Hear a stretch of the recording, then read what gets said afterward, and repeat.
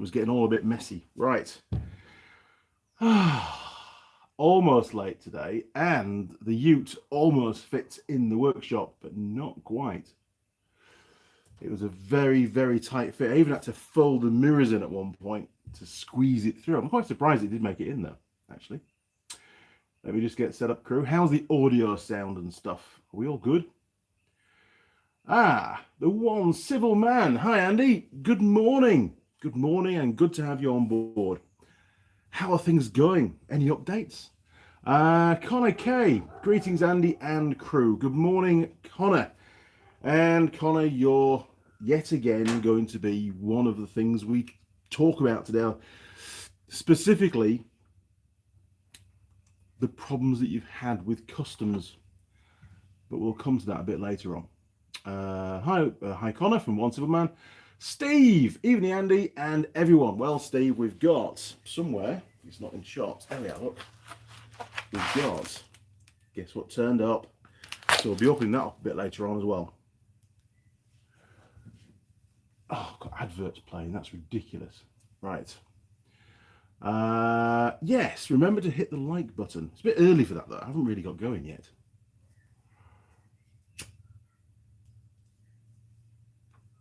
Killswitch, hi Andy and crew. Good morning, Killswitch. Good to have you in the workshop. Mike Bazansky, happy Pie Day, Andy and crew. There's no pie. There is no pie today. In fact, I haven't even done any toast. I had nothing. I've just got up, got sorted out because I had a bit to do before I could start the live streams. I had to crack on. But Mike, whilst you're on, I got a little surprise the other day, and well, thank you very much. Mike sent a donation through to the channel via PayPal, so thank you, Mike. Really, really appreciate it. It's going to help me to solve a bit of a problem. Mike sent that through really to help with all the postage costs. In all honesty, it's been absolutely astronomical.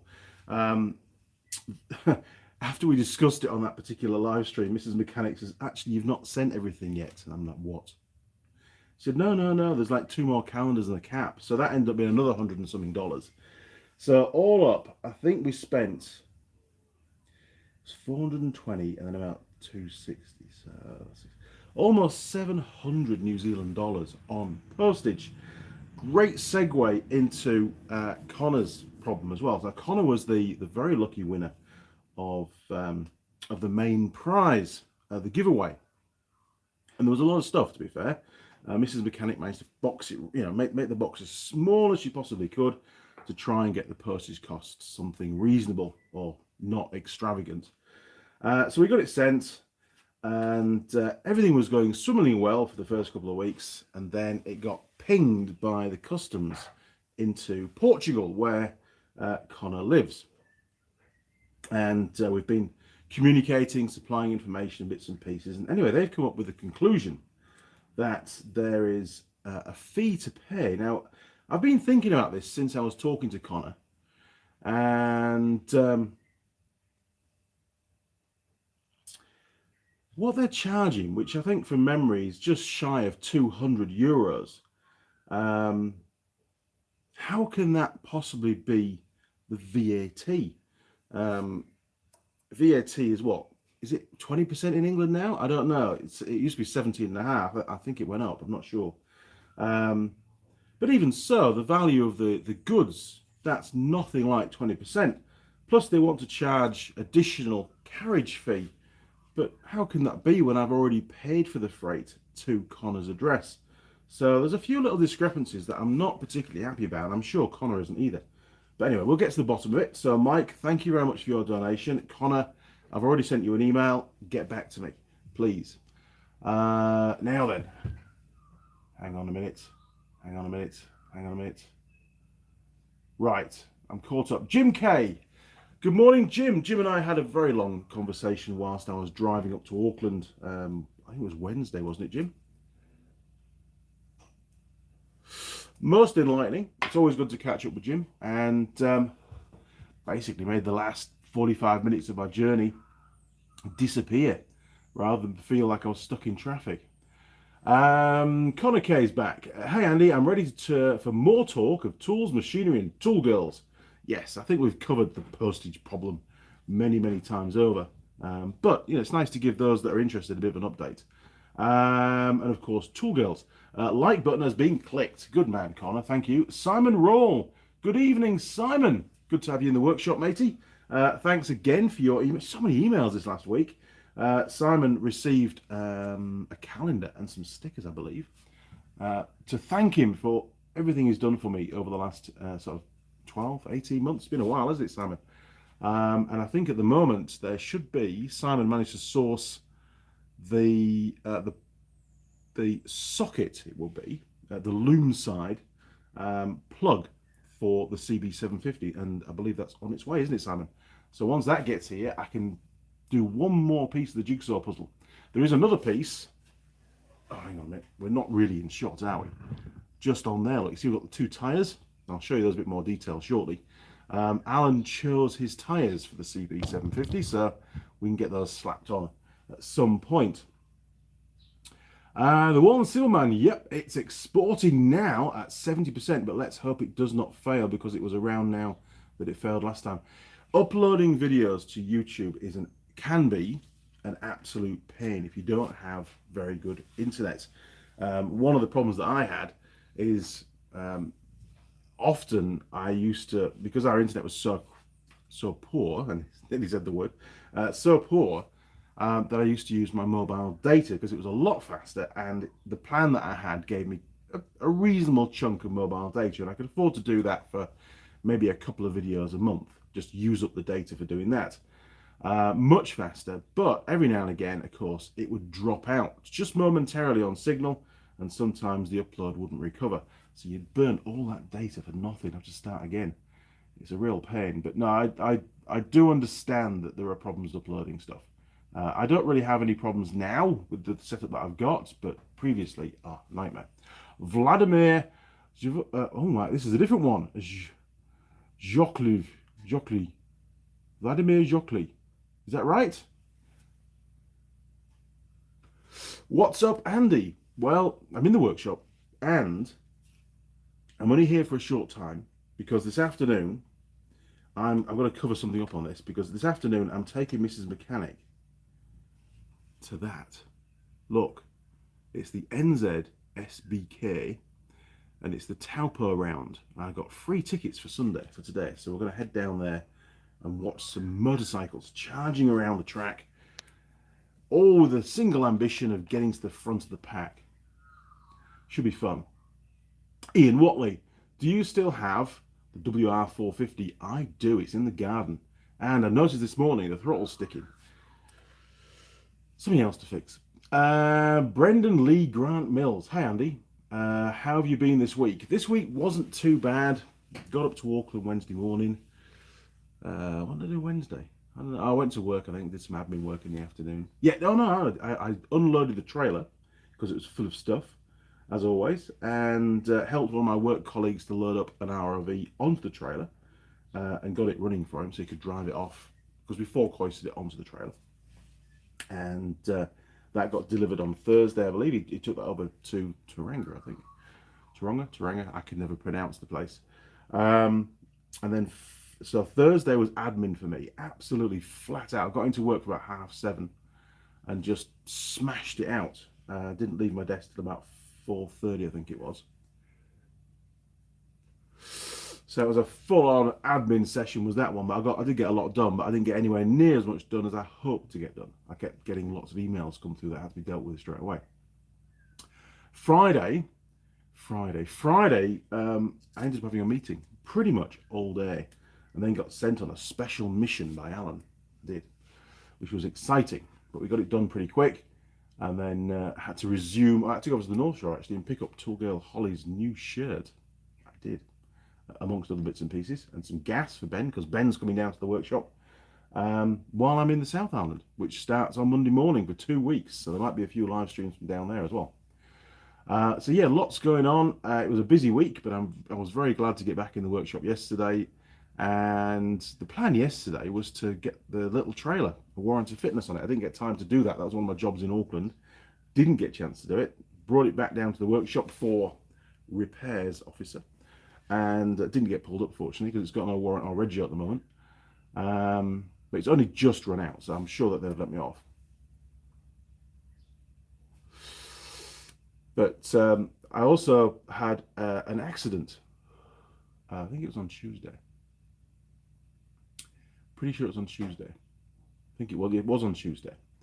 The big trailer was down here prior to going up to Auckland on the Wednesday, and I was a bit still sort of, you know, bleary-eyed, just sort of walking up kind of thing, and I had to go and unhitch the trailer. So I usually park it out front on the grass. There's a big, huge grass area before the road, and anyway, I turned right. So I come down the drive, turned 90 right, a fraction too early, and felt this little tug on the trailer. I thought, that feels a bit odd, and looked in the mirror, and I'd completely ripped the gate off the gate post.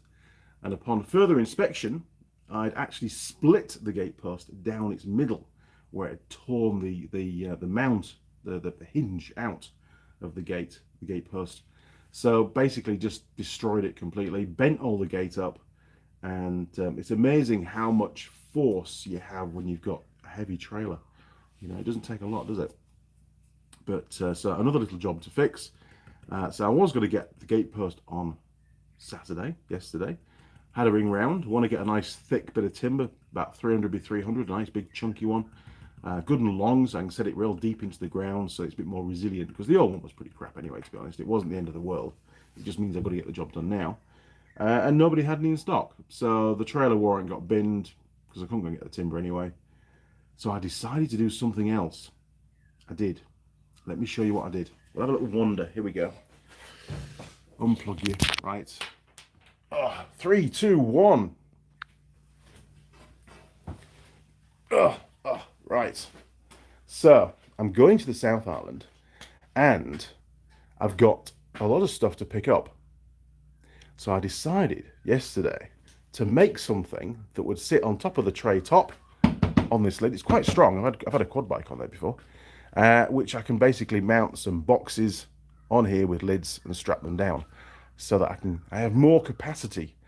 The only problem was that this lid folds here and here, so you can undo it at the back, and it folds over on itself and then folds over on itself again to give you access to the tray. And that's actually really useful for everyday use. This obviously will stay on permanently once it's all sprayed up. So I had to come up with a design which would accommodate it to still fold. So I think you've all worked out what I've done now. Oh, I used my new pipe bender as well. Look at that. First time, got it bang on. Lots of measurements going on before I did it, but very, very happy with it, actually. It's going to be sprayed gloss black, obviously, in the end. And these bars are actually only temporary. These are going to be replaced with some stainless steel, so they don't need to be coated, because obviously pulling them in and out of these runners is going to take the paint off. But I'll use these for now, and of course, they need to be cut down. And I'll also find some little ends to put in this one as well. Now, to hold these bars in, there'll be a little R-clip. It just goes over the back, or a bolt or something. I don't know, we'll work something out in the end of there. But I thought it came out pretty well, actually. It took a bit of doing. There's not a lot of actual material, in all honesty. But yeah, it's sort of, I think it'll look pretty good when it's finished, in all honesty. Smart, almost like I bought one, you know. But very, very useful. Very happy with that. Oh, and while we're here, well, these are the tyres. So what did he go for? This is the front. And we're very limited on size on that one. He went for a Roadmaster. What is it? A TT100. There you go, look. Motorcycle tyre. Well, that should work, shouldn't it? So it's a 360 by 19, and the speed and load rating is 52H. Now, some of you may say, hey, why not fit something a bit more modern? Well, the tread pattern is old school to match the bike, but the actual compound of the tyre is far better than it ever used to be back when the bike was first built. And Alan wants to try and keep it, you know, reasonably original. There you go. And we've gone for a 410 by 18 rear, same tread pattern, and yeah, TT100. So should be pretty good, actually. And it does feel nice and tacky. These are quite new tyres. So yes, another little job. I've got to source some new tubes and rim tapes that I'll grab while I'm in the South Island as well. So another step closer. Things are slowly starting to come together with that bike. I didn't do anything yesterday, obviously, because, well, I was a little bit preoccupied making me. Oh, I'll show you the design. Hang on. In fact, I'll take you with me. Here we are. Look. Right, turning around again. 3, 2, 1. This was my design. It's always nice to see how things originate. So first of all, I measured the area of that top panel, and then I sort of worked out that was a rough sort of idea, and all the plates are labeled as I made them, so I knew the way they all went, because you can easily get mixed up. And then there's some little close-ups, look, you see, just to get my head around how it was all going to work. And it actually, you know, normally things tend to deviate from the original plans, but it actually worked out really, really well. This was me working out the bends. Basically, from the start of the bend to the outside edge was 110 mil after I'd done the first bend, so I was able to work out where the second bend had to start. I just marked it on the former, and it was perfect. It was really, really easy to do. So yes, there you go. Fag packet design strikes again. Oh, so much to talk about. It's great. I'm very pleased that I got it done yesterday, I must admit. Are we level? Yeah, we're almost level. We're sort of level. You can't tell because the roof slopes anyway. Right, coffee.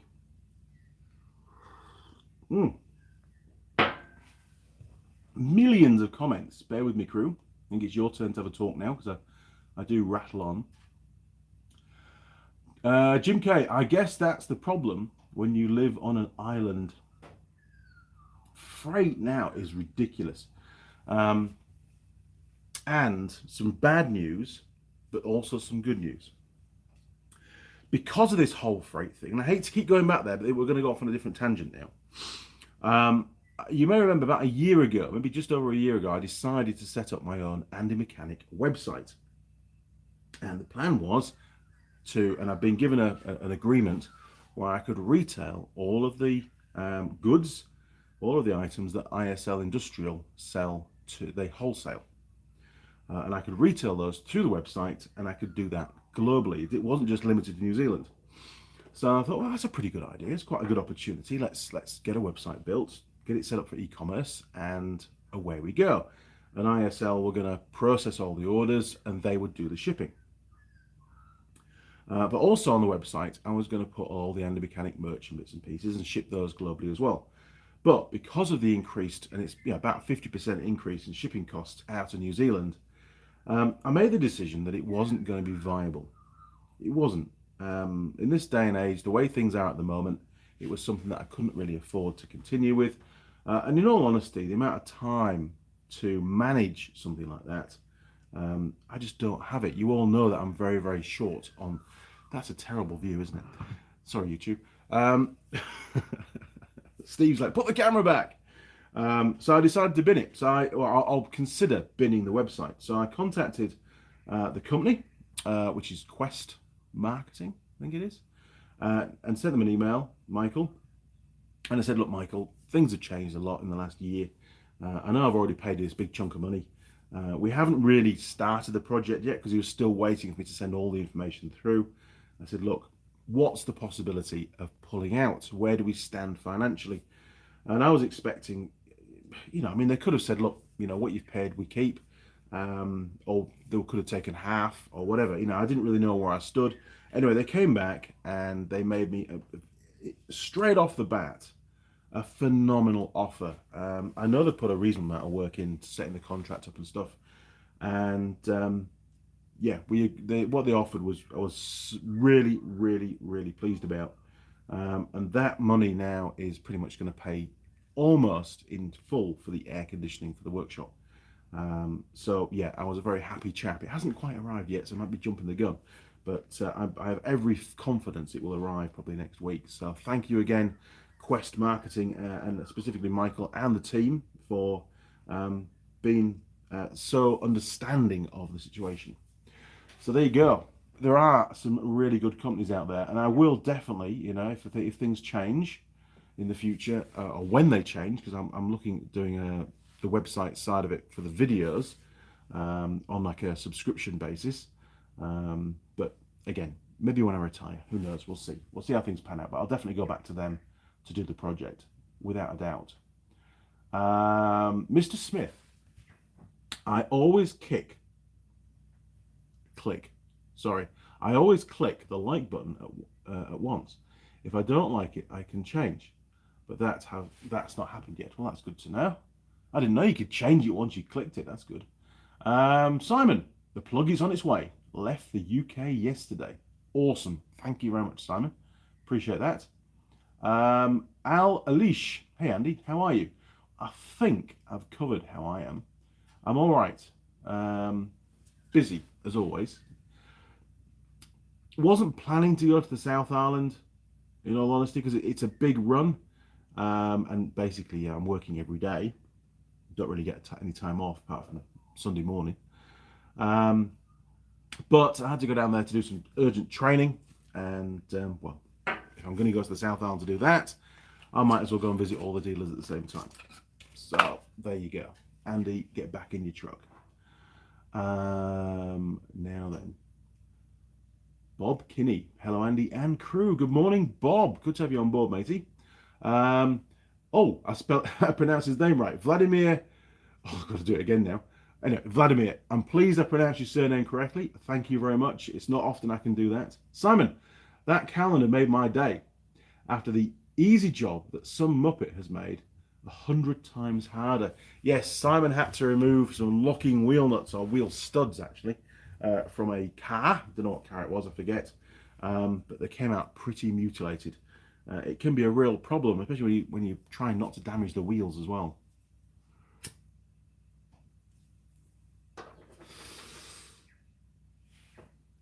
Dennis S. Hi, Andy from PA, US. PA. Panama? I don't know. US? What does PA stand for? Where in the US is PA? I should know all this stuff by now. Simple Diagnostics. Some cracking fabrication right there. Top job. Oh, jeez. Hang on. The screen's just shot down. There we go. Look. Well, yeah. Yes and no. I mean, it would have been better if it had been TIG welded. Most of the welds are good because I know that people at work are going to scrutinize what I've done. Yeah, and obviously it's a work vehicle. It needs to look tidy. I'm not going to start chucking some bits of angle iron and stuff on there, am I? You know, but thank you, Steve. I appreciate that. And I didn't mind doing it because, in all honesty, that top canopy is crap. Honestly, it's made by, who's it made by? Let's find out who it's made by. Hang on. Because, praise where praise is due, and, well, the opposite when it's due as well. So here we go. It's made by Rocker, or Rock. There we are, look, Rock with a mountain at the end of it. Made by Rock. And the problem is, well, is it unlocked? It's locked. Problem is, it doesn't seal. You see, it's because of all these hinges and stuff. It's got rubber seals that just like are self-adhesived in, and they all fall out. There, you see. So basically, when it rains, anything, well, that tray inside turns into a swimming pool. In all honesty, it fills with water. So any cardboard boxes in there, anything like that, turn to mush. And then, because I do so many Ks, long distance with a load, the boxes start to break up. Everything in the boxes, breaks free. And then the whole thing turns into a bit like a cement mixer. So all the parts then mix up with these little bits of cardboard and water, and it just turns into a horrendous mess. So, I was looking at getting a full-size canopy for it, but the Utes only got another 50,000 Ks left in it before it'll get changed. So, one of the latches broke on the canopy as well. So what I'm fitting actually on the underside, you can't really see, but hang on, very bitty. Right, some of the spreader plates that are on the underside of what I've made have some little risers that will take these, and there's 4 of these, one in each corner, and I'm going to run a couple of ratchet straps through the eyelets, and there's some hooks, or some loops on the side of the tray. And then I can pull the whole canopy down and make it nice and secure, because you won't be able to access those ratchet straps without unlocking the tailgate. So it's going to add or basically put back the security. It's going to give the top a lot more stability, so it's not going to slide around under the kind of weight that I'm putting on it, which will be quite a bit probably. So you know, it's a multi-level improvement, rather than just throwing it away and going to go and buy a new one, because it's not worth doing now. Now the Uke's only got another, I don't know, 9 months left before it's changed, probably something like that. Simon, good old CAD, cardboard aided design. I love cardboard aided design. It's great, and you don't get the glare either. You know, if you're doing it on a screen, on a laptop or something, unless you use screen capture, you know, you don't get the glare, and you can scribble things on it really easily. Old school, I like that. V8 Bergnier, hello from two. Okay. Hello from the other side of the world, Portugal. Ah, Portugal. You could say hello to Connor. Connor's in Portugal. Connor K. That rack design is great, functional and easy to set up and remove. Good ship engineer thinking. Besides that, you can have a pint whilst working on it, unlike being at sea. Yes. And you know, obviously, if I go out to the pub one night and I spot a new Tool Girl, I can just ratchet strap her down to the top of the tray now, can't I? Drag her back to the workshop. You see, you didn't think of that, did you? Now then, Steve, Honda John rang me about the plug, gave me the heads up that the company was back at work. Simon got there first. He's on the ball. That's absolutely right, Steve, and you've reminded me. So hopefully you thanked Honda John. It's really great to have so many people helping me to get this damn CB750 finished. I was talking to Alan the other day, and we reckon it's probably almost a year. I'll have to look at the original post of me bringing it down on the trailer when I stopped for fuel. I took a picture and I put it on Instagram. So I'll have to look back at the date that I posted that. But I have a gut feeling it's been here for nearly a year now. It certainly feels that long. Steve, my welding looks like the seagulls did it. Well, Steve, if you come to New Zealand, mate, I'll show you how to weld. Simon, Simple Diagnostics. I was desperate for bits from Koji Cat as well, so I was ordering anyway. I still have a long list of stuff to order from that guy, so I need to get onto that. And it was payday the other day, so I've got some money again now, which is nice. V8 Burgener, lots of smiles. Connor K. Check Google Maps. PA in the US is Pennsylvania. What did I say? Home of the cheese steak sandwich. You can't beat a good cheese steak sandwich. The Once of Man. I'm still waiting for post from China. It's a carburetor for my Still BR500 leaf blower. Wow. Still. I don't know a Still supplier. Everything's Husqvarna that I buy. I don't deal with any Still people. Sorry. Steve, new Tool Girl. Outrageous suggestion. Holly is awesome. I know. And Mrs. Mechanic said you can't go on the Recruit anymore. Not for a while. Holly is perfect. She does everything we needed to do. And plus she's good on the tools as well, obviously. So we've got a parcel to open. It's way too well packed just to rip it up. Let me go and get the scissors.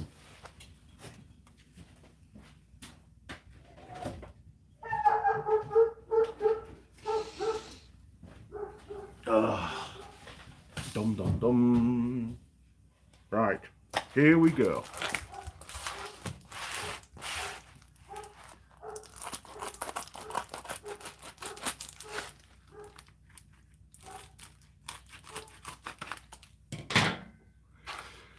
I've started just while I'm talking actually.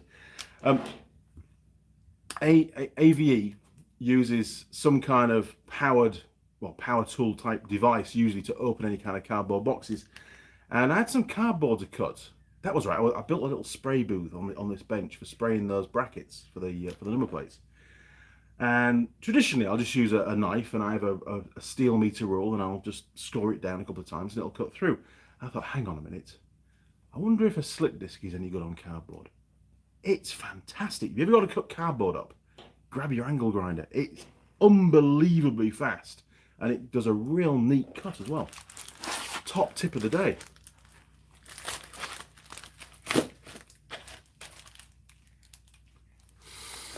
Oh my word. It's stuff. What Steve sent. PVC non-adhesive tape. Ah, that's what we're after for the loom, isn't it? Good job, Steve. Bloody hell. What a... Oh man, there's loads of it. This will last me forever. I do have a loom to make from scratch for that go-kart. Sorry, Jared. Oh, is there a letter? Oh, is there a letter in there? No, no check. Awesome, there you go, look. So we've got 5 rolls of PVC non-adhesive tape. 0.13 mil thickness. And there's 40 meters on each roll, 19 mil wide. That, Steve, thank you very much, Steve, by the way. That is going to now, that's the last piece of the jigsaw puzzle for my loom tape collection. Thank you very much. And look at all that. So that's 200 meters. That's ridiculous. You could do a 100-meter race all the way to the finish line and then run back as well. Well, I won't be running, I'll be walking me, but anyway. So cheers, Steve. Really appreciate that. I mean, as most of you already know, I used a lot of that fabric tape. That seemed to work really, really well. I think there's still the odd little bit to do yet, though. And Alan threw a spanner in the works the other day. He says, "Oh, Andy, you've not put the headlight back on, have you?" I said, "No, I haven't." He says, "Oh, can you take off the 2 blue headlight mount brackets that fit over the forks and the rear cowl for the headlight? Because I'm going to get them resprayed." In fact, no, he said, "Can you get them resprayed?" Fortunately, I hadn't plugged all the wiring in, otherwise I'd be like, "Oh, no, they're not coming off again." So I've now got to pull the forks out, I think. No, top clamp off. Handlebars and top clamp out of the way again to remove those. And there's some rubbers to do as well. Oh, my word.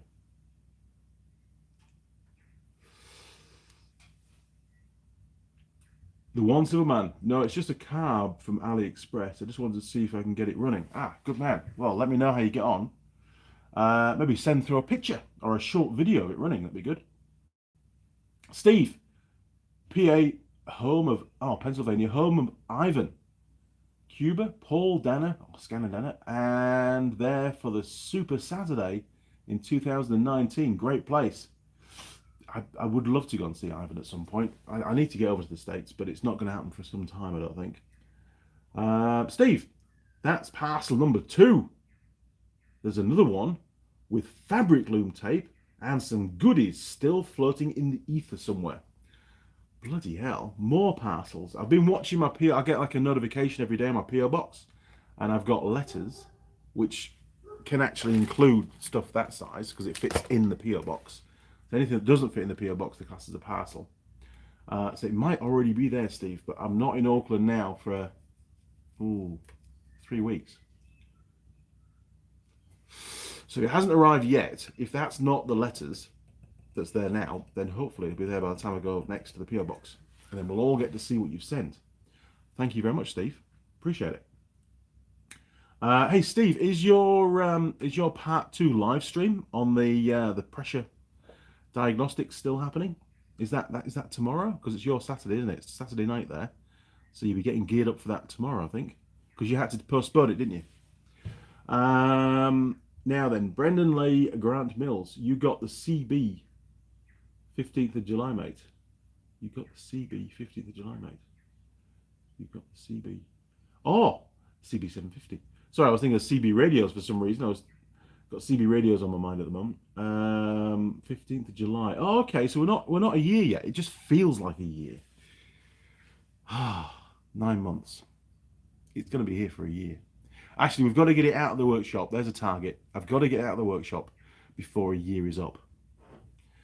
Because a year to do what I've done is, well, it's way too long, isn't it, to be fair?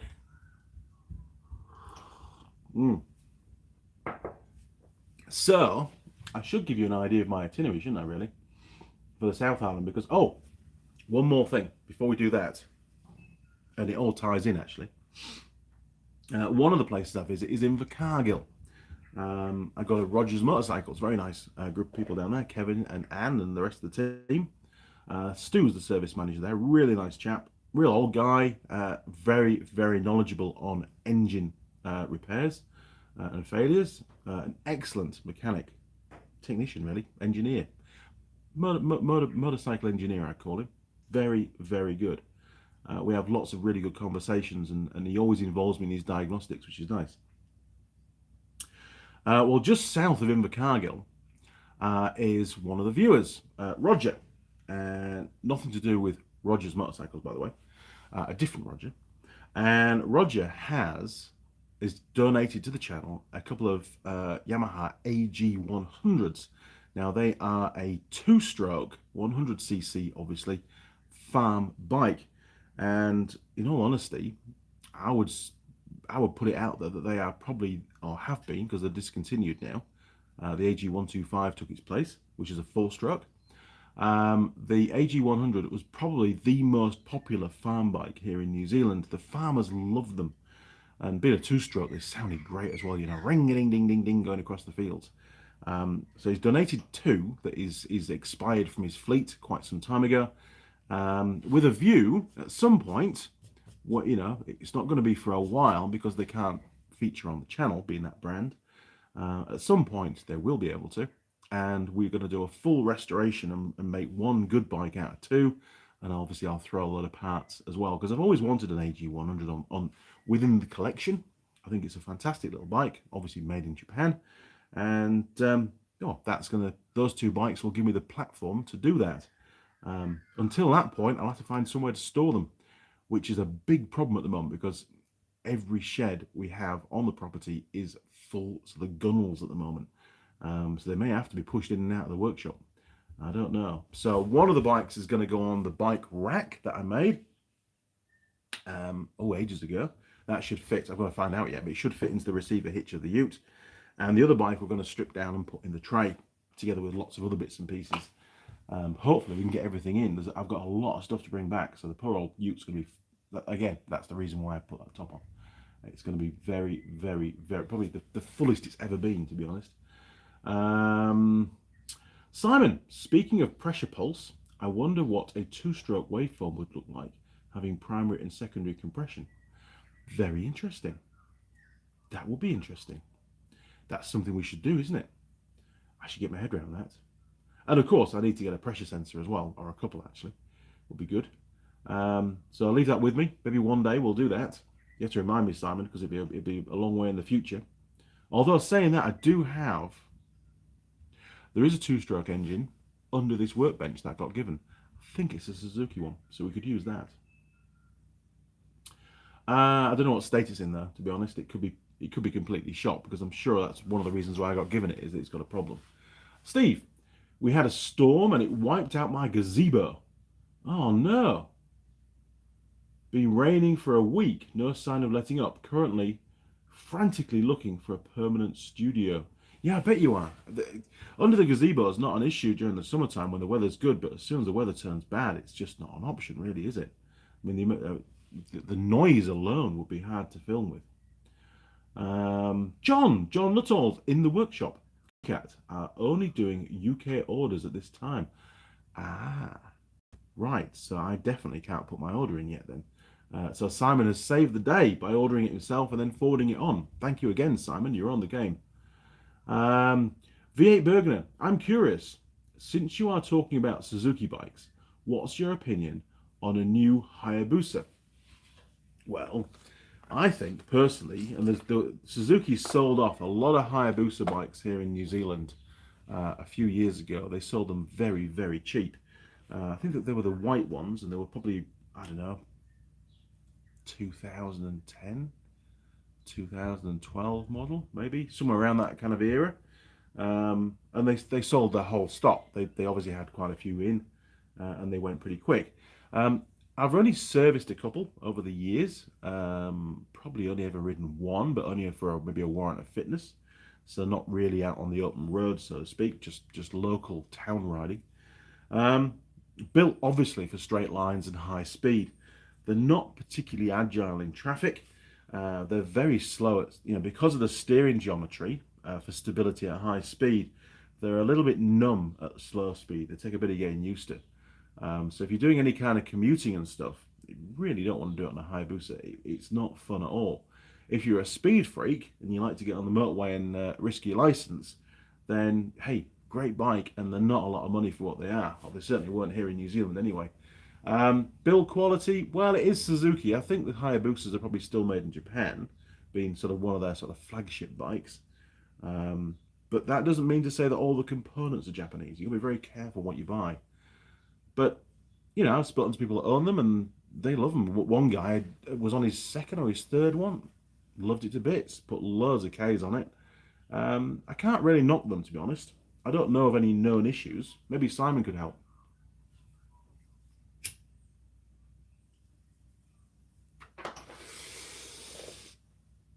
So, itinerary. That's what we were going to do, wasn't it? Itinerary. Hang on a second then. Let me find my itinerary.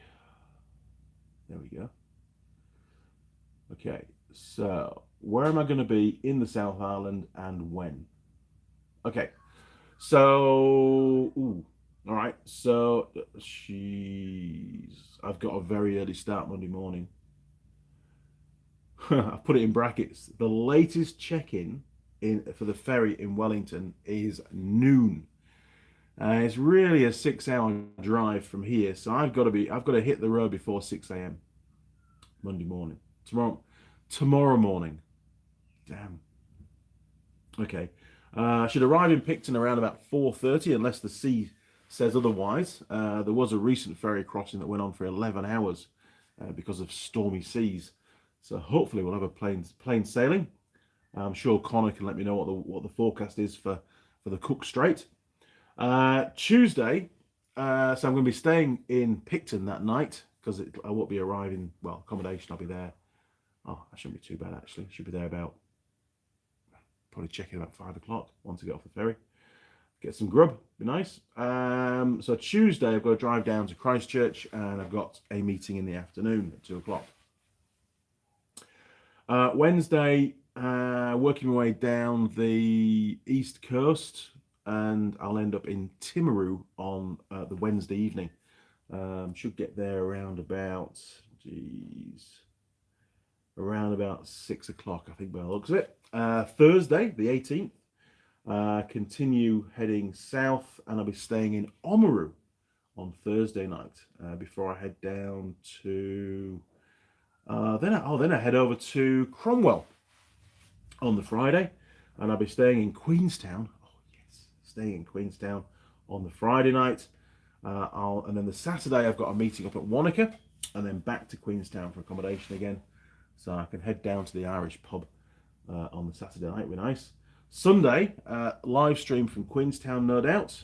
Usual place, probably that little cafe we went to. Get a coffee and nice breakfast.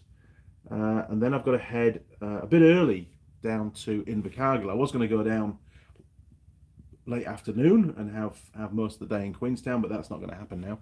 So I've got to basically, after the live stream, get loaded up and head down to Invercargill and go and see Roger and get those 2 bikes picked up and loaded. That'll take a while to do. And then I'm staying back up to Invercargill, staying in Invercargill on the Sunday night. For those of you that are not interested in my itinerary, then my apologies.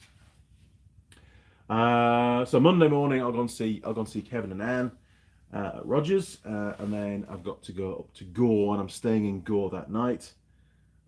Tuesday night I'm staying in Dunedin. Wednesday night I'm in Hammer Springs. I always like going to Hammer Springs. That'd be cool. Thursday I'll be in Nelson. So I'll be going over the hills on, when am I going over the hills? In the morning of Thursday. And then I've got a meeting in the afternoon, and I'll be staying in Nelson. Friday, what's going on Friday? Because we're getting pretty close now. I want to be getting home at this point. Friday, I'll be heading over to Motueka. And then I've got to get back to Picton to get on the ferry. 5 o'clock check-in, that's right. It's quite a late check-in, that one. And I should hopefully get into Wellington about 10 o'clock. Obviously I'll be staying in Wellington that night, and then Saturday is drive home. So most of Saturday, I should get home mid-afternoon on the Saturday. So I have forfeited one of my weekend days to try and cram in everything, and it's quite a full-on itinerary, to be honest. Lots going on. Right, back to the old tube. Minimize that one. Minimize that one. There we go, look. Oh, lots more. Lots more comments. Hang on. Right. 404 not found. That is a brilliant name on YouTube, is that one? What's your opinion on the best off-road Suzuki bike? Well, people ask me the same thing about 4x4 vehicles and stuff, and I have to answer the question with another question. And what type of off-roading? You know, are we talking like long-distance adventure riding? Are we talking motocross? Are we talking enduro? There's lots of different permutations.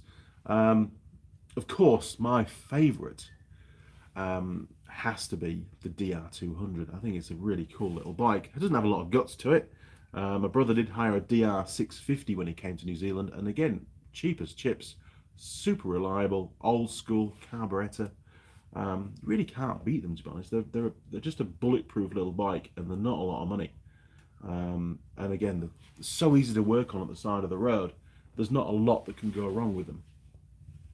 So tell me more, and I'll try and be a bit more specific, or maybe change my my verdict. Simon Hayabusa, give me a beaking. Give me a beaking any day. What? Beaking? My dream bike. Well, Simon, there's lots of cheap ones here in New Zealand. Steve, pressure pulse and in cylinder on a two-stroke would make for some great wiggly lines. I think so. We should give that a go. Wiggly lines are the best. Nut Barsden. Nut Bardson. Hello, Andy. Short update. I talked my buddy's son to give me the Chinese four-wheeler, and I got his Polaris 125 running for him. Finally, what are your thoughts on bypassing oil injection for premix two-stroke? Reliability.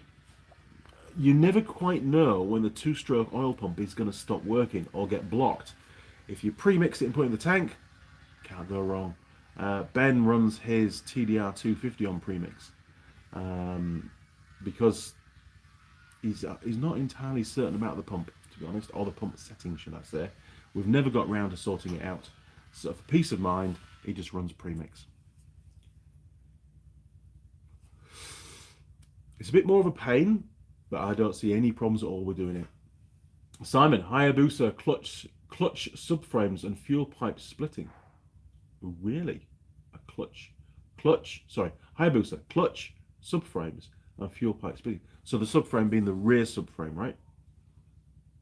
Okay, good to know. Not had any of those problems to work on myself. Clutch, that might be down to people doing launches on the bike. You never know. It might be more to do with how they ride the bike and what they expect the bike should be able to do. Abuse, burnouts, no doubt. Not Barsden. His father wants to. His pop wants to bypass. I don't. It works now. Don't mess with modern tech. Well, yeah. If it's, is it going to fail? Unlikely. It's a quad bike. I mean, you just got to be on it.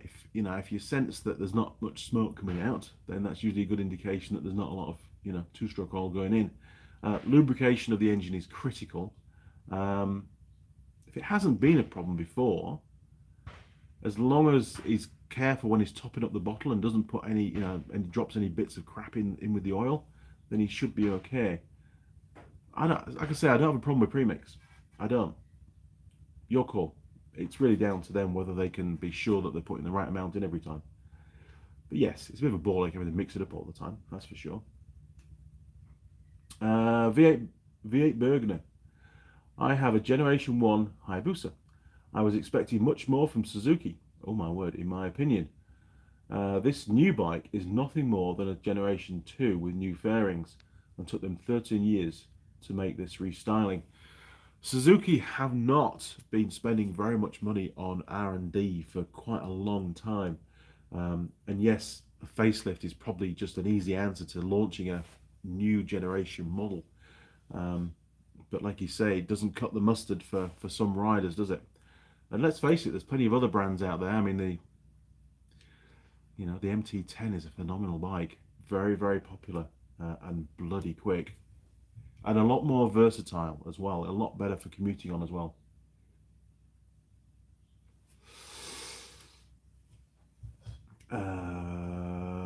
Jim Haynes is in the workshop. Do the North and South Islands get along okay, or is there complaints from each other about each other?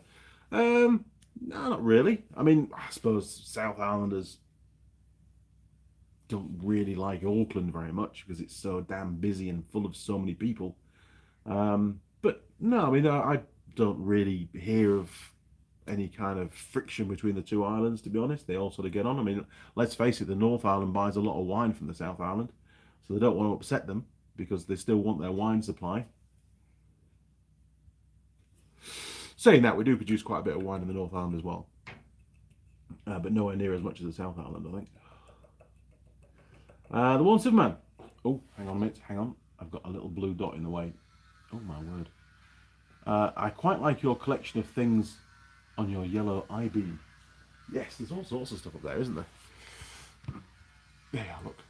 Got some clamps and... Oh, that's the Christmas present Tool Girl Holly gave me. Tool Girl Lilli gave me. Sorry, Lily. And some other bits and pieces. And that's where I keep my magnetic bases for my camera as well. It's very useful. Simon, I need a pressure pulse sensor. Got to do the crank seals on the DT. Be good to see how much air is leaking through the crank seals. It would actually. Very good test. Oh my word. Oh my word. There we go. Right. Michael Moran. Some people I know put two-stroke in diesel fuel. Say it's good for the engine. Really? I've never heard of anyone doing that before. I mean, it shouldn't harm the injectors, I don't think. They should be able to cope with that pretty well. Especially if it's the old mechanical injectors. Connor K. A two-stroke pressure pulse test will be interesting to see. Medium and large vessels are pushed by two-stroke. High torque, low speed engines. Interested to know the percentage difference between high and low. Good point there, Connor. Simon Roll, Suzuki PE400. PE400, let's have a little look at that. Images.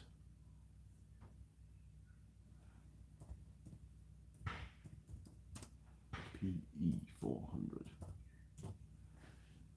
Oh yes, look at that, what a machine.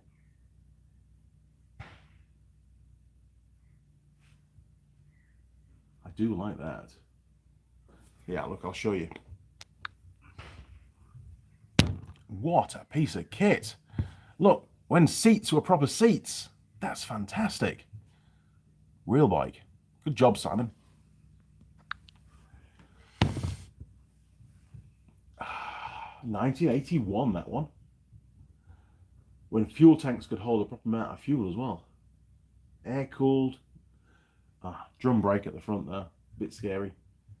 Oh my word, what's going on there? Don't want that. Right.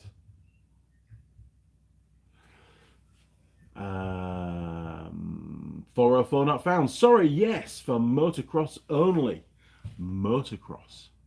Suzuki motocross. Not really a big fan of their range in the motocross field, to be honest. Not the current lineup, anyway.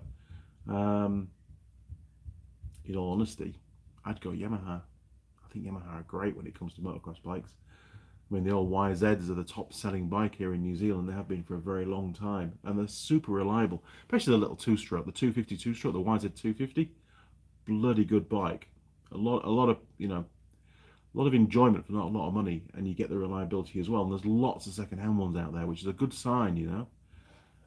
They last a long time, and they're easy to fix, and lots of aftermarket parts available from them too. No, sorry, didn't answer your question on the Suzuki one. So my answer is don't buy a Suzuki, buy a Yamaha. KTM aren't too bad. I mean, they led the field for quite some time. But here in New Zealand, part supply is a bit on the sporadic side, especially now that the additional problems in the area. But I prefer to have a Yamaha. I think Yamaha's just silly little things on the KTMs, like the fasteners. once you've undone them and done them back up again 3 or 4 times, the little screws tend to thread into plastic, and the plastic pulls, and then the screws don't work, so panels end up being zip tied and stuff.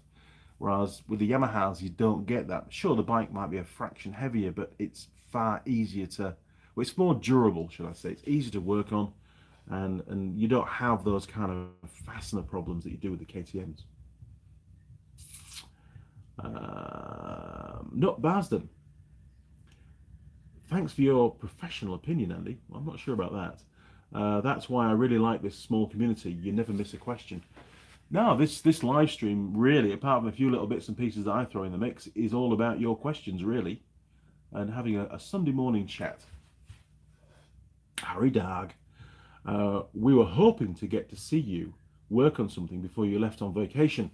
Yes, I had a very difficult decision to make yesterday. It was either going to be toolbox tour video, and actually I can show you some stuff, actually. Not toolbox tour stuff, but I can show you what Mrs. Mechanic's been up to. Hang on a second. So, in the workshop, there seems to be a growing number of drawers. I mean, we've got drawers there, more drawers, drawers over there. We've got the old snap-on drawers.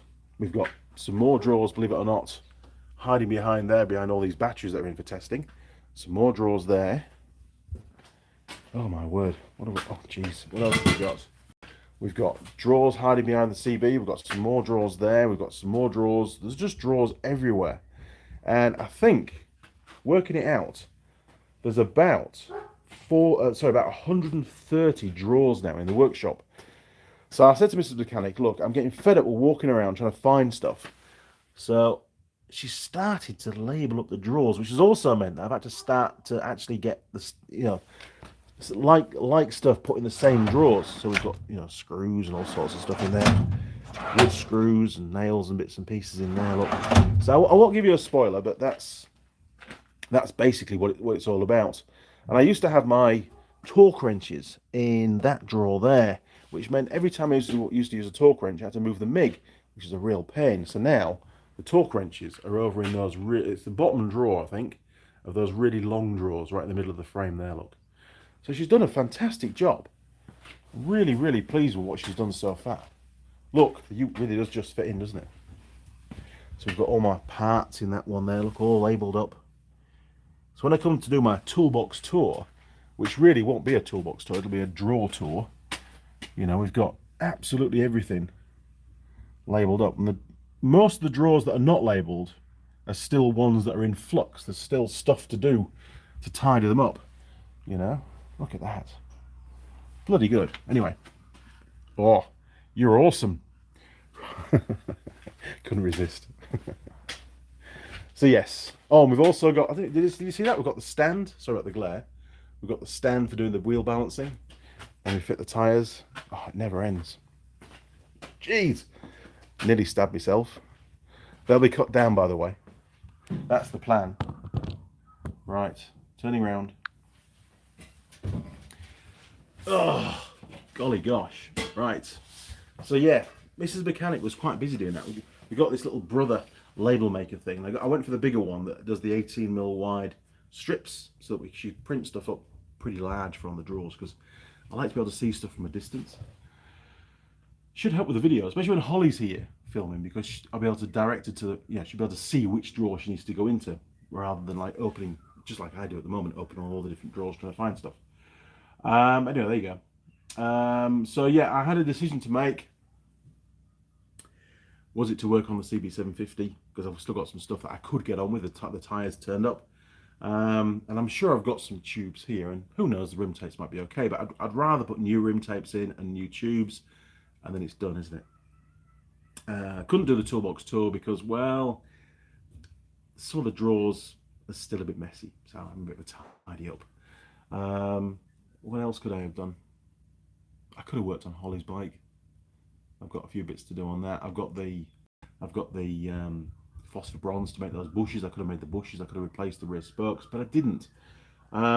Plus, I've also got a problem, which isn't helping things. It's not a complete obstacle, but I have an old I have a very old version of Photoshop, and you're going to laugh now. It's Photoshop version 6, which stems back to about 1995. It does. It's really old. And it's been fine. It's been working fine until recently. And now it often crashes. I don't know what the problem is, whether it's the PC or what, I don't know. Um, so I thought, right, no worries, we'll buy the new version of Photoshop. So I did a bit of research, and it was Photoshop Elements, I think it's called, because I wanted a standalone version. I didn't want to have to rely on internet connection all the time, because sometimes I'm in places that there is no internet or it's very poor. So I bought the Elements and I installed it on a laptop, and it seems to work okay. It's very different to the old Photoshop. Um, and then I tried to install it on my PC, the one that I do all my editing and photoshopping on, and it came up that the Windows is too old to support the new Photoshop. Damn, after all that, what an idiot, didn't check. So I think the old PC needs to be changed anyway, and I really do need to buy a laptop that I can take with me when I'm on my travels, so I can edit videos while I'm away. It's something I wanted to do for quite some time.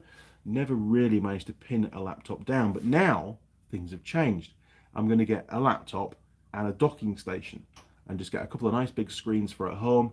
But I need to choose a laptop which is good enough to, and powerful enough to edit these large videos, because you need at least 16 gigs of RAM to do it, and obviously a decent processor speed as well, and a nice big internal hard drive. Ideally, a solid state one would be good, because it'd be a lot quicker. So I'm now on the hunt for a new laptop which will do all of that. A reasonable sized screen, but again, not too bulky. You can't have both, can you, Andy? And a docking station. So that's on my wish list. I've got to get that sorted out now, so that I can continue, and it'll really benefit the channel, because I can speed up. I can really focus on making videos whilst I'm at home, and all the editing time can be done when I'm not at home. Whereas at the moment, it's all done together, which reduces the number of videos that I can make. I think you get the idea. So yes, my apologies. There isn't a video going to go out shortly. In fact, there will be if that video that the one civil man is currently uploading uploads okay. If that uploads fine, then I'll be able to get that video on the channel before I leave tomorrow. So there you go. I've just got a thumbnail to make for it, and just double, obviously check through it's all good to go. So Harry, I am sorry. Maybe there will be, maybe there won't. I've had a lot of work on recently, and some technical problems in the background as well. Simon, hang on a minute, hang on. Just going to reread Harry's message there, his comment. We were hoping to get to see you work on something before you left on vacation. It's not a vacation, it's work.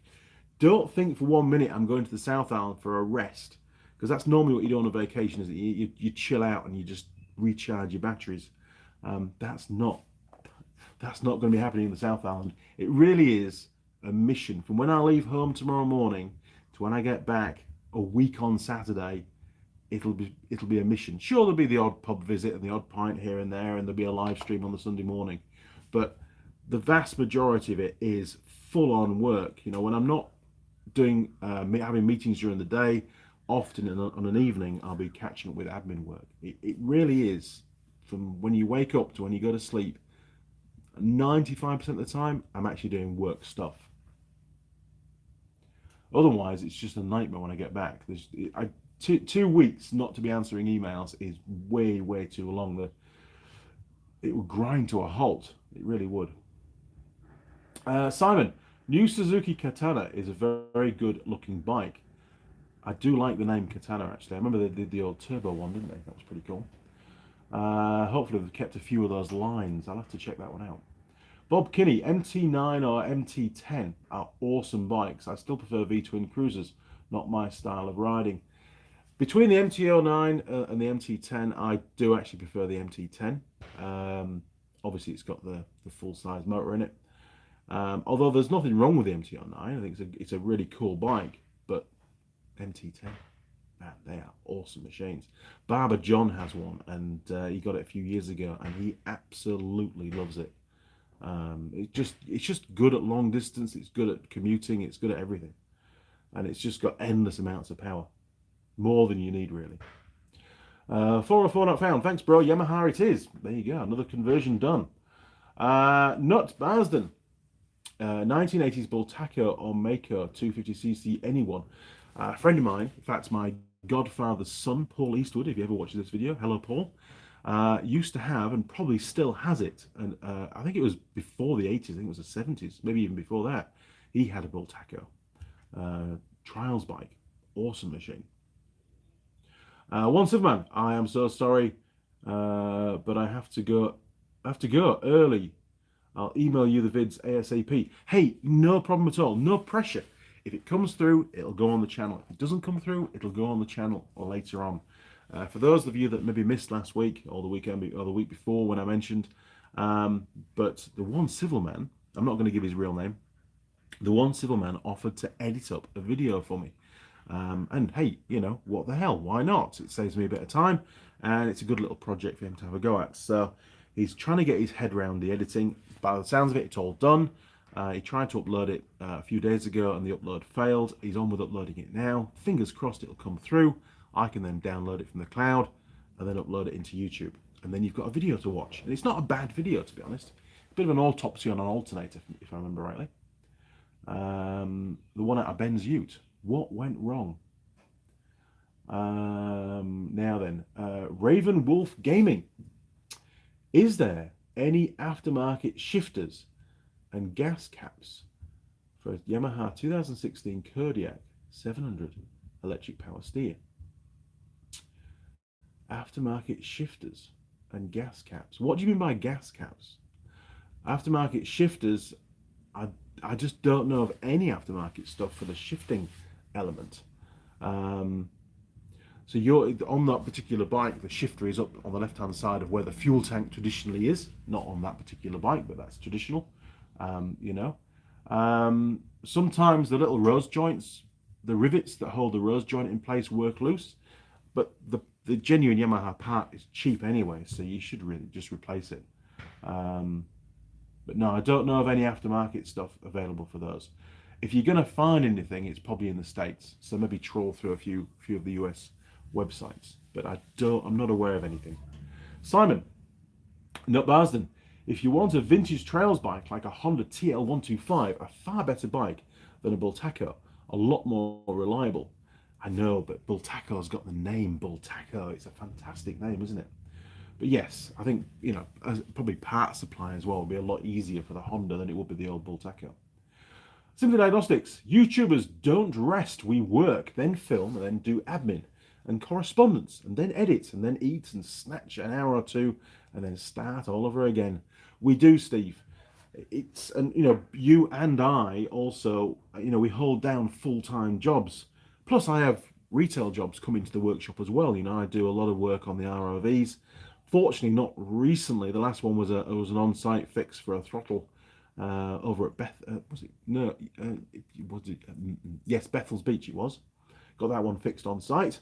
But yeah, fortunately, I hadn't had to be dragging too many ROVs around recently on the trailer, and it has given me a little bit of breathing space in the workshop to get other projects finished. And we've got that fabrication project for the number plates done.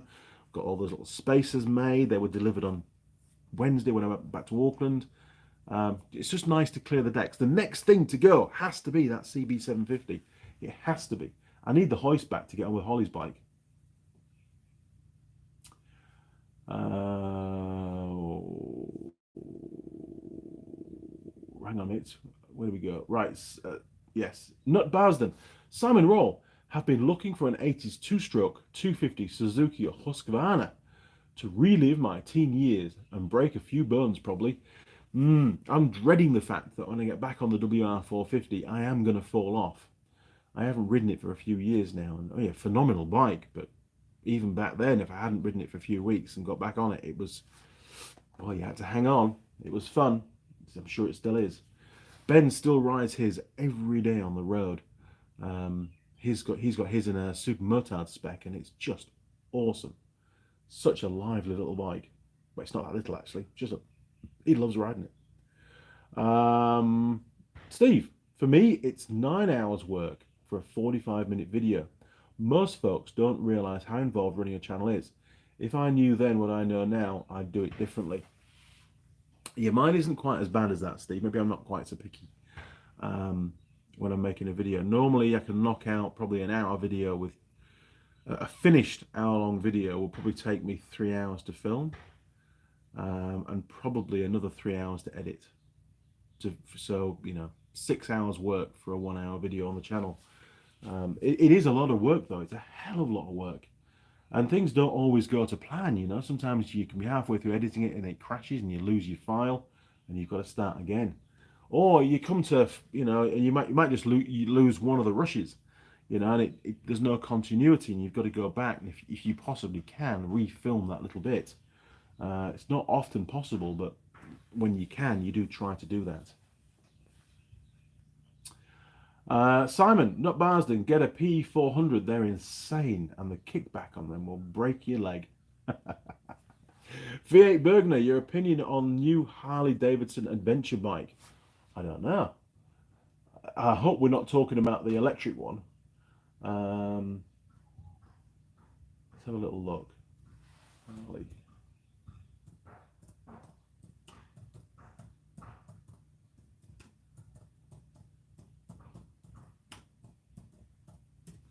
What have we got? Ooh! Oh man, is that the Pan America adventure bike? That looks hideous. Sorry to say. I'm sure lots of people will buy it, but oh my word, they're going very. I mean, it gets airborne, that's for sure. I've got to accept some cookies. Don't know. Not a fan, to be honest. For me, an adventure bike, if I'm going off on a trip,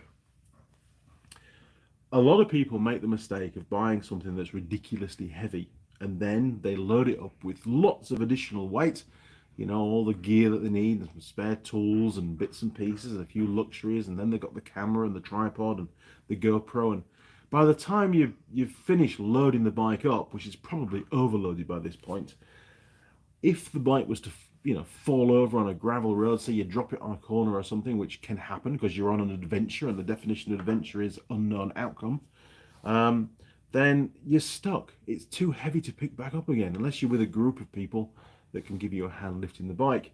I like to go as small and as light as possible. The little Yamaha WR250R is a phenomenal little adventure bike. Sure, it hasn't got the grunt of the WR450, but it's got long service intervals. It's just ultra reliable. It's easy to work on. The new ones are fuel injected, good on fuel. They've got a reasonably good range, and once you get all your gear on there, it's not massively heavy either. It's certainly something which you can handle on your own. The average rider could pick up themselves. These big adventure bikes, I used to have years ago, when they all sort of started, I had a Yamaha Super Tenere 750. Not the new T7, which is a much lighter and slimmer bike. The old 750 was a parallel twin, 4-stroke, 5 valves per cylinder. It went really well.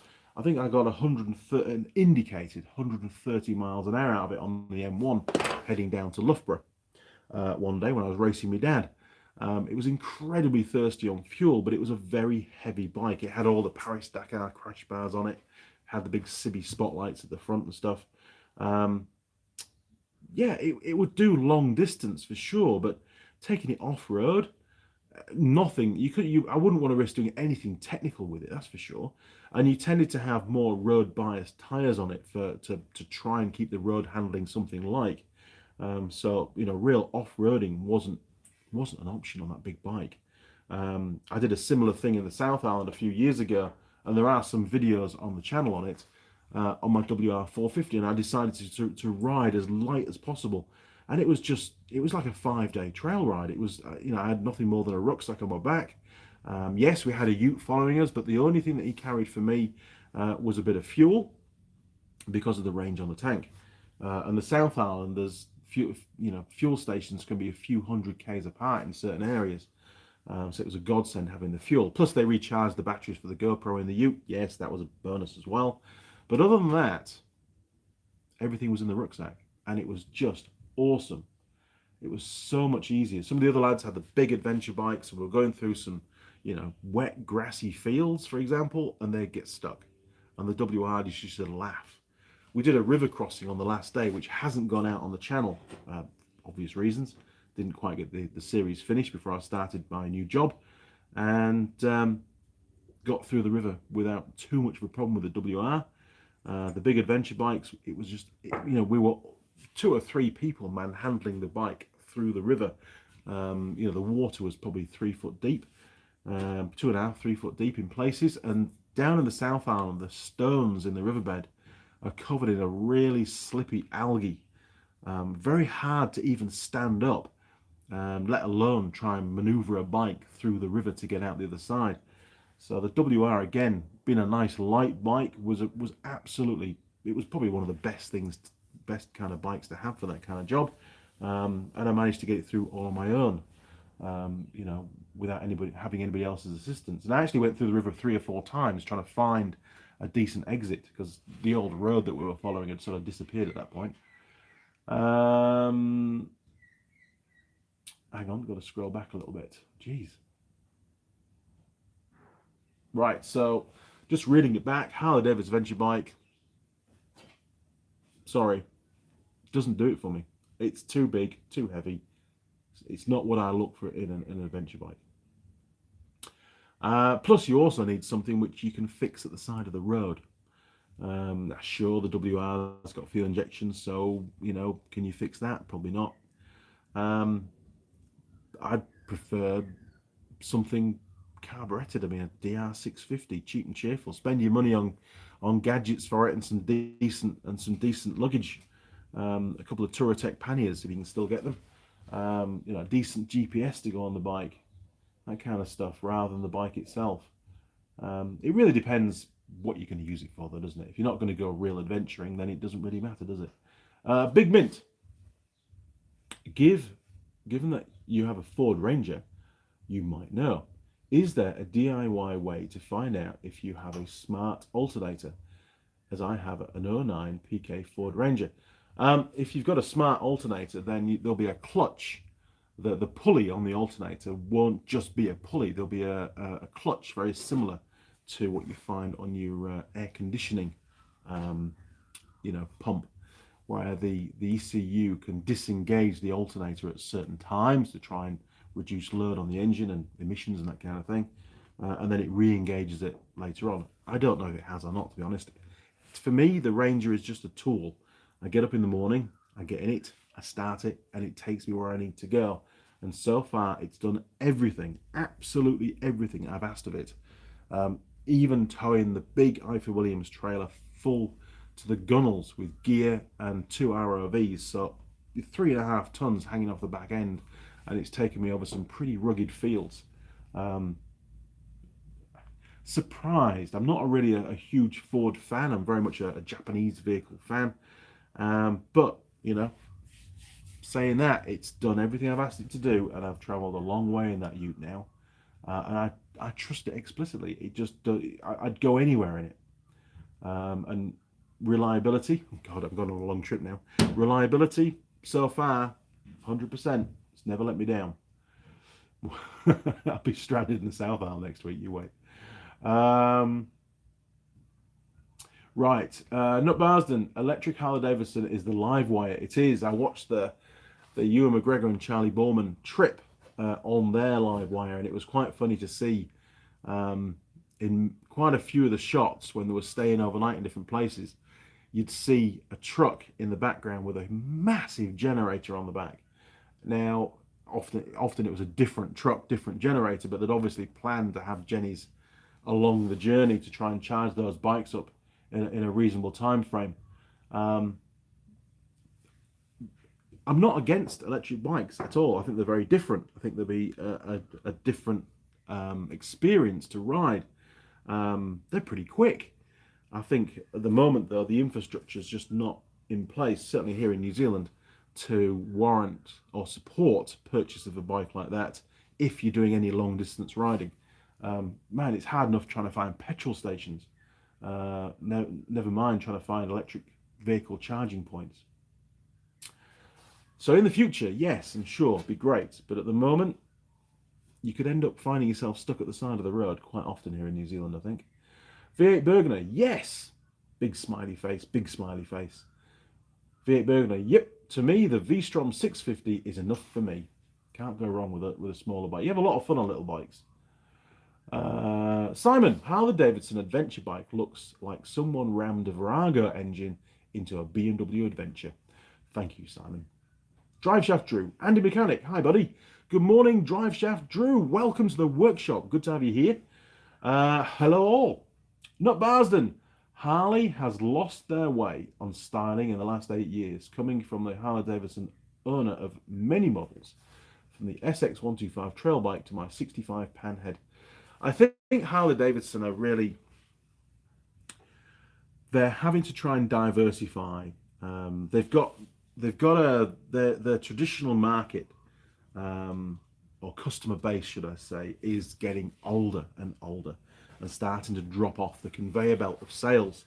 And they're trying to be more appealing. Plus, of course, they've got to adapt to meet emission control and all this silly stuff that's coming into play now. And don't get me wrong, you know, e-bikes, e-motorcycles are definitely on the horizon. It's something which is going to happen. It's gaining a lot of momentum. I think any manufacturer, any motorcycle manufacturer that's not exploring that avenue at this point in time has really fallen behind. They're all jumping on the bandwagon, just like car manufacturers are now. Governments are very quickly setting targets for e-vehicle sales, and I don't think it'll be long before motorcycles end up on that list as well. So they're just getting organised. And I mean, you know, the new generation motorcyclists are very open-minded when it comes to buying a bike. To them, an e-bike is a good thing because it helps the environment, and they think it helps the environment, and it's the politically correct thing to do, and blah blah blah. For me, I much prefer having explosions occur to power the bike forwards. There's something about that, you know, burning fuel and the roar of the engine and the whole experience. You know, when you button off and you're coming into a corner, I like that crackle and pop out the exhaust, and then you come back out the corner, back on the gas again. That to me is all part of the experience of riding a motorcycle.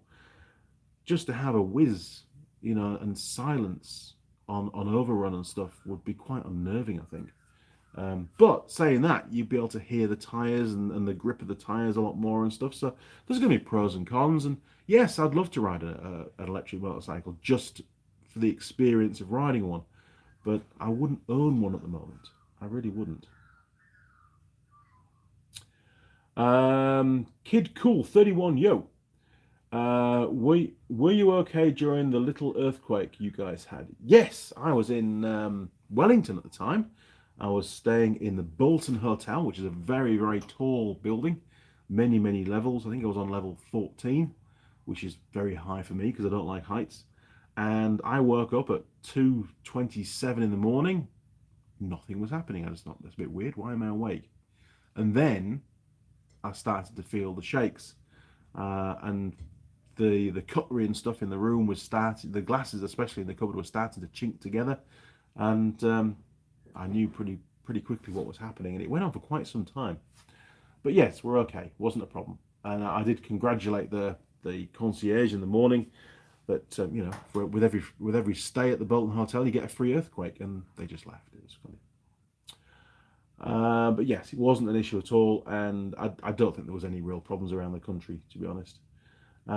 Simon, a very underrated adventure bike is the Triumph Tiger. I've seen those, and they're not bad bikes at all. And I do like the Triumphs, and I think it's very important to try and support. Well, are they still British? They've got the British badge and stuff on there, but are they still owned by England? I don't know. Gary P. Have a CRF 250L Rally. Nice. Certainly off-road capable despite the stock tyres and suspension. Yes, and a nice light little bike. Easy to maintain. V8 Bergner, talking about utes, what happened to the Holden? I didn't have a Holden ute, but they stopped producing Holdens in Australia, and that's why they made the Holden ute. So yes, that's why they won't be available anymore. See a lot of them still on New Zealand roads, and they're not that expensive to buy either. There's lots of variations of them, obviously, but the lower power output ones are pretty cheap to buy, but most of them are in pretty bad nick. It's only the real high output ones that seem to be properly looked after. Ron's Beer Reviews and Tools. What a name! Beer Reviews and Tools, I like that. Cheers all from Massachusetts, USA. Well, good morning, Ron. Good to have you on board. Not Barsden. I agree, Simon Roll. I don't know where Harley Davidson is going with the design team. I think they've been given a remit to shake things up and broaden their market base and to try and appeal to the new generation of riders. I mean, they brought out quite a few what we call lambs bikes for New Zealand, where learner riders can ride them. I mean, I never thought I'd see the day where Harley Davidson would produce a bike that a learner could ride. So that, again, they're trying to open up a new market and get people while they're young and try and retain them for the rest of their life. And unfortunately, a lot of the original Harley Davidson lineup, if all of it, wasn't applicable to anyone unless they had a full license. So, you know, it's basic marketing, isn't it, really? Steve, Big Mint, most Ford Smart Charge have 3-wire plug on the alternator, not sure on the 09 Ranger though. Well, this one is a 2000, the one I've got is a 2017 Ranger, I think. Yeah, it will be 2017. So I'll have to pop the bonnet and have a look. Simon, not Barsden, the thing I don't get with Harleys is the older ones are nice looking bikes. Then people put huge front fairings that make the bike look like pigs. We don't see a lot of that here in New Zealand. They tend to stay naked, most of them. But yeah, Harleys are supposed to be naked bikes, aren't they, really? Big Mint, V8 Bergner, General Motors owned Holden and decided to end the Holden brand. I don't think they were making a lot of money in Australia, and the Holden, the factory in Australia, made all the police cars for New Zealand as well. So they've had to change brand. I think they've gone to, wait for it, I think they've gone for Skoda. They have. They've gone for Skoda police cars. I saw a couple I've seen a few on the road recently. Bob Kinney, there was a Tesla e-bike prototype that looked really good, mainly concept. Really? Tesla?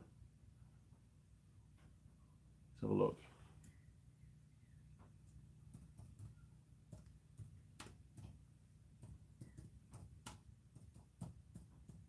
Ooh.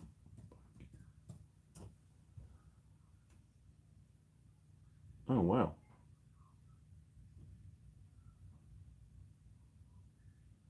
Is that a Tesla? No, that's Harley Davidson. That's the Harley, surely.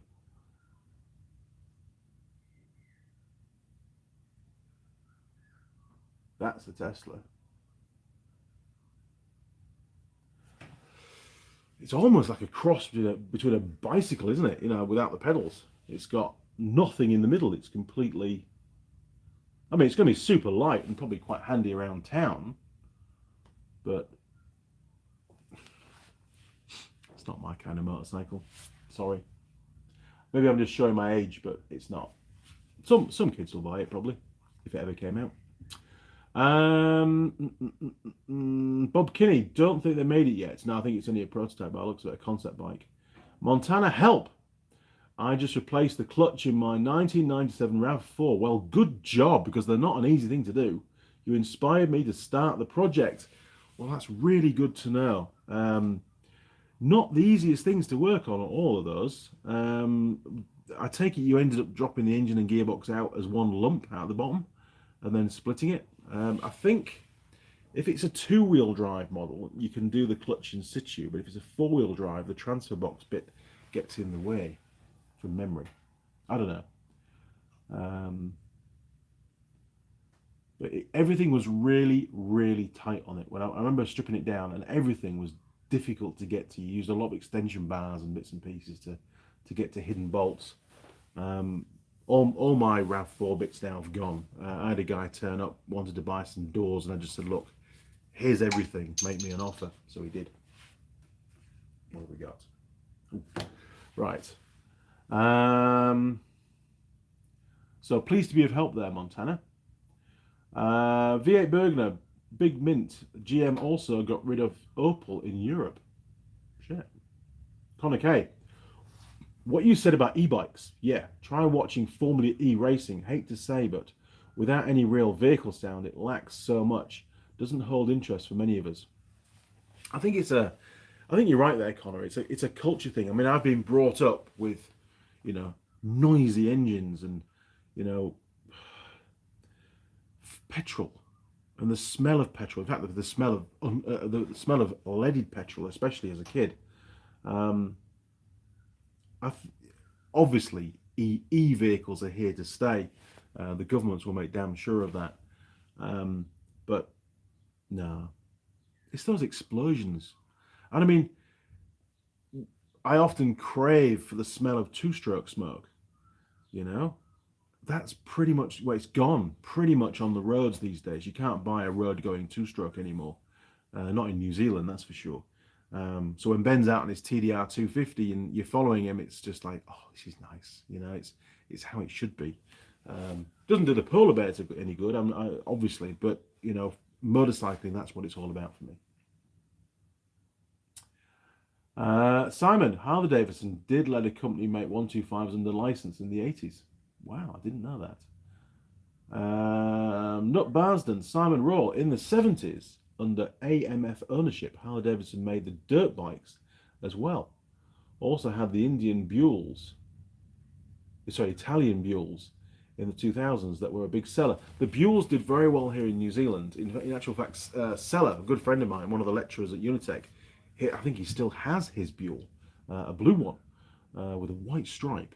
And he loved it. Really short, stubby little bike, awesome for wheelies. In actual fact, he got pulled up by a policeman for pulling a wheelie, which was most embarrassing for him. A lot of fun for me to watch though. But I actually, it was the old sort of Top Gear scenario that we both pulled onto the motorway after going to the pub. I think it was an afternoon refreshment, and he decided to pull a wheelie past the petrol station just before the on-ramp. And lo and behold, there was a traffic cop on a police bike filling up at the time. It wasn't long before he got pulled up. But I just kept going. It's like, see you later, mate. You're on your own. I'm not stopping as well. I don't want the cop looking over my bike. But yeah, the old Buells, not bad machines. Jim Haynes, Harley did this before in a small way in the late 50s with lightweights, and then in the 60s when they bought Italian maker, oh my, I've got to pronounce that, Aronchi, and rebelled and relabeled them Harley Davidson. So they've obviously been trying to get into the small bike market many times over, and probably tested the water by buying in bikes and rebranding them. But now they've gone, full hog, pardon the pun, and doing it themselves, which is interesting to see. But they do need to recruit younger customers, and that's the mission they're on, because their existing bulk customer base is diminishing very quickly now.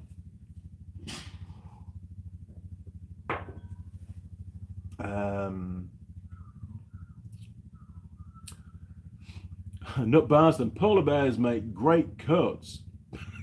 Rev up the two strokes. Oh, come on, that's harsh. Probably quite true, but it's harsh. V8 Bergner, I love ICE motorcycles, but the torque of an electric superbike, internal combustion engine motorcycles, but the torque of electric superbike, like the Energies Ego, is really, really addictive. Well, I mean, yes, they are incredibly quick. It's maximum torque, isn't it, from standstill. No gear changes, no gaps in your power output. They just go.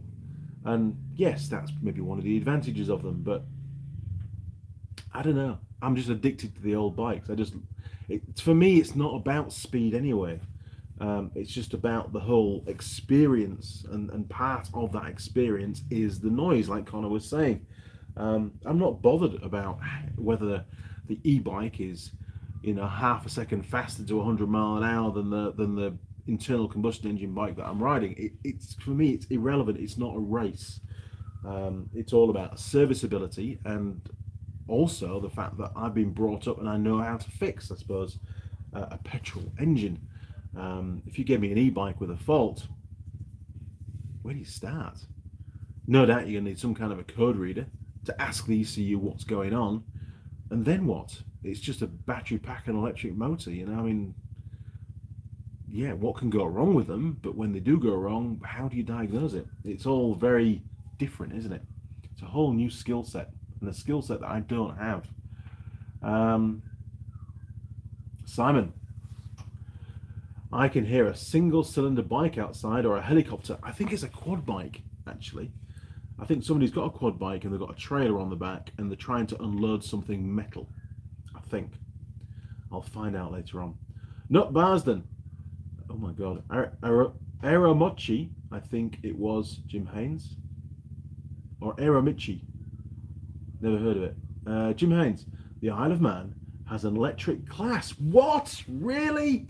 But they only run one lap, if I remember, not 3 or more like other classes. Well, we know why, because they're going to go flat. Honestly, electric bikes going around the Isle of Man. What next? Really? That's crazy. So, I've caught up with the comments. It took me some serious doing, didn't it? And hopefully I didn't bore too many of you to death.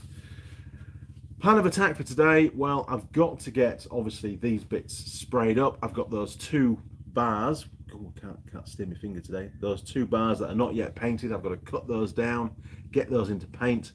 Everything's going to need quite a few coats, and there is no time tomorrow to finish the project, so I have to get this finished painted and bolted up, and a few other little jobs to do before the end of today. And don't forget, Mrs. Mechanic, once I've got to cover the bike up because it's not allowed to show in the picture. Mrs. Mechanic wants to go and watch some bike racing in Taupo, and I scored a couple of tickets. So we need to go and do that as well. So we'll probably be there for a couple of hours, then we'll come home. So next job is to paint, get them sprayed, get them hung back up in the rafters, pack up all the bikes, lock up the workshop, and get to Taupo. And I can buy a pie in Taupo and get a coffee. That'd be nice. So I think, we're an hour and 38. We're already over our budget of an hour and a half. I do ramble on, don't I? So I think it's time really to sign off. Really appreciate all your comments. Between the 34 of you, we've had a really nice conversation. We've covered all sorts of different stuff. A lot of stuff on the current Harley range and what they used to do, which was nice to hear. You've heard about another mini little project that I'm on with at the moment, and well, why I've not been making videos recently and the problems that I've got in the background. So if you can recommend a laptop which has got the processing power and the storage that you think that's going to suit video editing, and it has to be Windows based. I'm not an Apple kind of a person, to be honest. That you can also get a really good docking station for, that's reliable and blah blah blah, and not ridiculously expensive. Do flick me an email, or anything else you want to talk about, andymechanic@live.co.uk. I will do my very best to get back to you, as always. If you want to support the channel, you can do that through PayPal. And Mike Bazanski, thank you very much for your donation recently. I really appreciate it. You can do that through PayPal, same email address, andymechanic@live.co.uk, or you can become a patron via the Patreon page. There's a link at the front of the YouTube channel. If you can't do any of those things, or you want to do something different, then just share a video on your social media, and let's try and recruit a few more viewers, because I've got a target. We just hit 64,000 subscribers this week. That's bloody awesome, isn't it? Very, very happy. I really would like. It would amaze me. It would blow me away if I can get to 100,000 subs by the end of the year. I can't see it being possible. Prove me wrong. Okay, crew, well, it's goodbye from me. I will see you next Sunday in Queenstown. I will, for breakfast. See you around, crew. Cheers. Over and out.